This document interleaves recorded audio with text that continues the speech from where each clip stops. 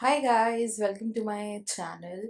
Today, let's explore how the show Invincible is asking us some of the most unsettling questions about humanity.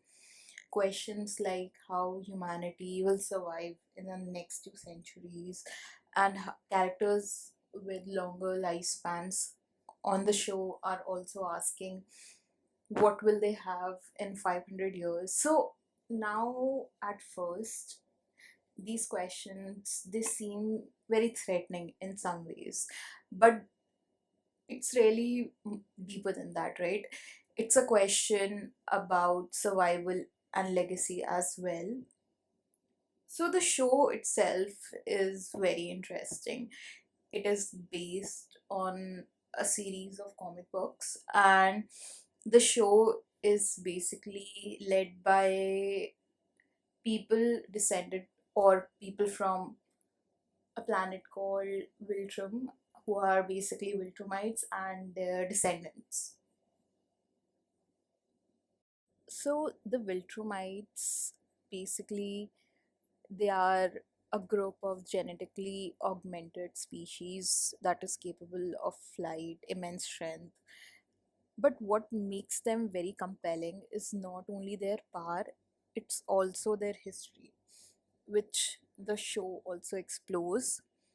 So we see that the show says that under their first emperor, Argol, the empire rose to dominance, right? And his assassination triggered basically a civil war, which they called the Great Purge, where 50% of the population of the planet was decimated.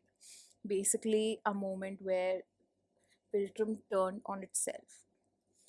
Now, this was not by enemies but by design. So, this was a brutal attempt to engineer perfection by eliminating the weak. And yet, this devastation led to what they call their golden age: expansion, conquest, dominance. Now, or basically until the next collapse. When the surge virus came, which killed billions, basically more than 99% of the planet's population. Now, the Viltrum Empire is in decline, their population is decimated, their forces are stretched thin, and they are being challenged by a coalition of worlds. This isn't just fiction, it also mirrors real life patterns which are described in the book The Rise and Fall of Great Powers by historian Paul Kennedy. He explains this as an imperial overreach.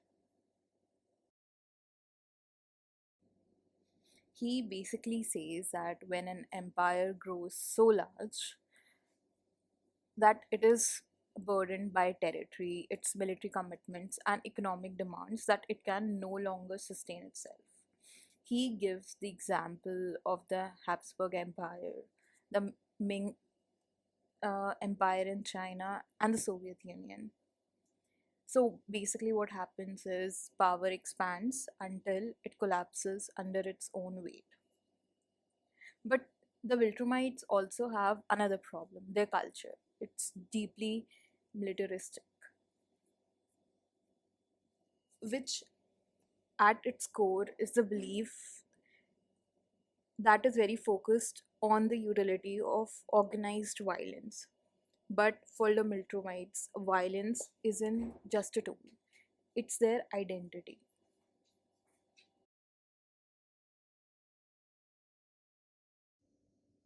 This also aligns with Randolph Bourne's idea that war is the health of the state.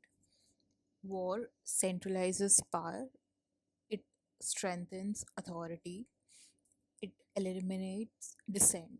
And for Viltrumites, war isn't something they use, it's something they build on.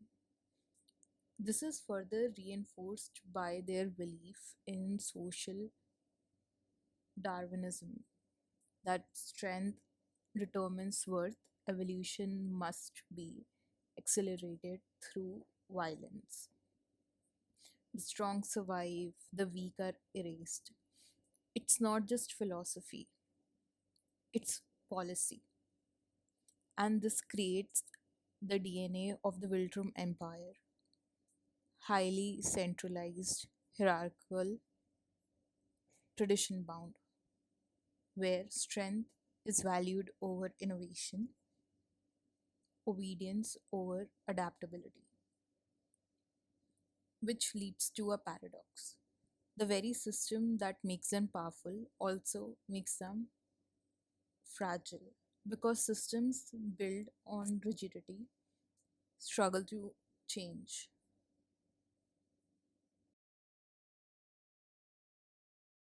This also confines them in the Thucydides trap.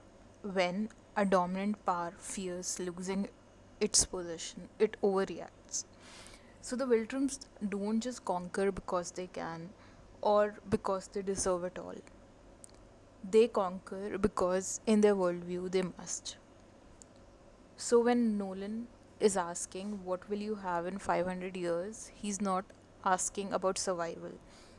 He's asking us about legacy. But what survives longer, power or adaptability? Because history is suggesting something uncomfortable.